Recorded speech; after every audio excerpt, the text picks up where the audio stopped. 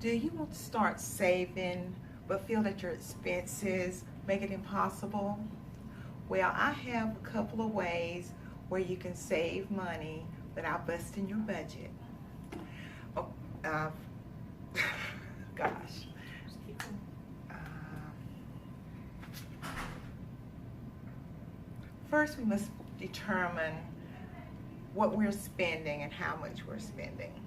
This is done by first getting all your expenses together and creating a budget. Next, we will want to determine the amount we want to set aside for savings. So let's start putting it all together. So what are we spending?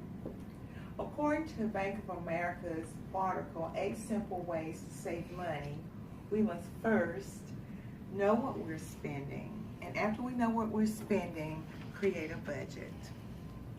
So what are we spending?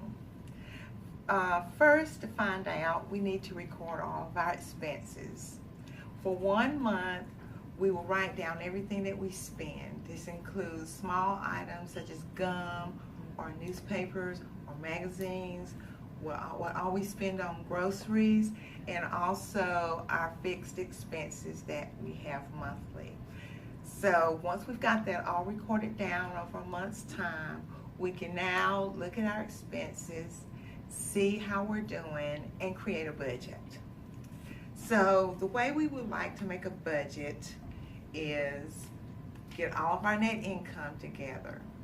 Net income means all income minus taxes and other deductions such as insurance benefits or IRA savings. So here's an example of a monthly expense calendar.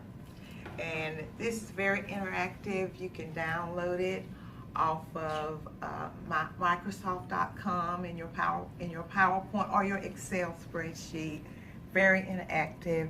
It totals everything for you because all of the formulas are already in. Next, we'll show you an example of a budget. This is what we call a simple monthly budget.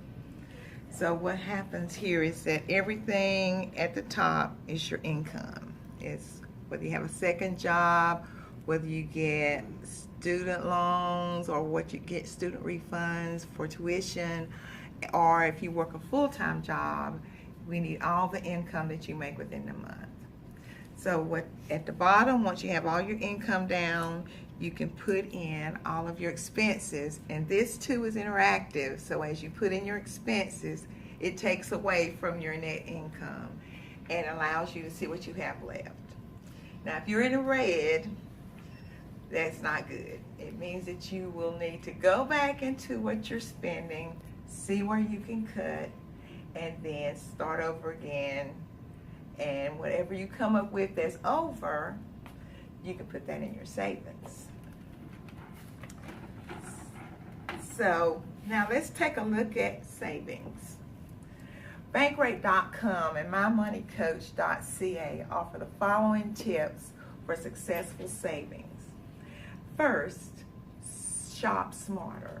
What do we mean by shopping smarter? Rather than just going to the grocery store, buying and picking up things, we can shop around to find the best bargains. The money that we save from the bargains, we can set aside for our savings. The second thing they tell us is to pay ourselves first.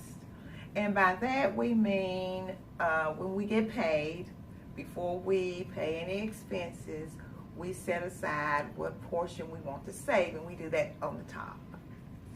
That gets us in the habit of being good savers, and you really don't miss that money because you've never had it. It's already gone before you start spending. The third thing that they suggest is called keep the change. Keep the change means we all have change that's laying around. We keep change in our purses and in our wallets. So rather than using those to spend on something, we can set it aside and save it. We'll be surprised at how much we can save by just setting aside all of our loose change. So as a conclusion, We should use the following simple guidelines that will help us become better savers. First, know what you're spending and have a written budget. Second, start small.